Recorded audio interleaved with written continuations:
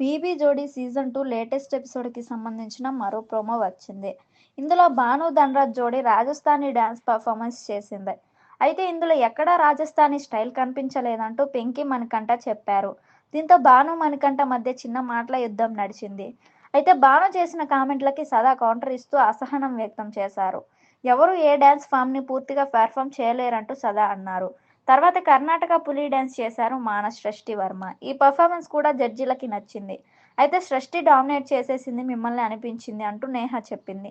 కానీ మరీ 7-8 మార్కులు ఇచ్చే పర్ఫార్మెన్స్ అయితే కాదు ఇది. జడ్జీల అభిప్రాయం కాపీ పేస్ట్ చేసి చెప్పినట్లు అనిపించింది కానీ మీ ఒపీనియన్లా లేదు అంటూ మానస్ చెప్పాడు.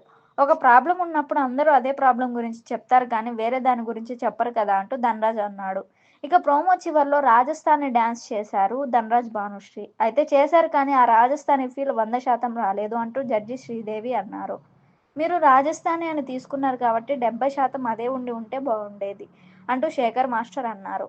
అంతా బాగుందన్నా కానీ నాకు ఎక్కడ ఆ రాజస్థానీ స్టైల్ అనేదే కనిపించలేదంటూ పింకీ కూడా చెప్పింది.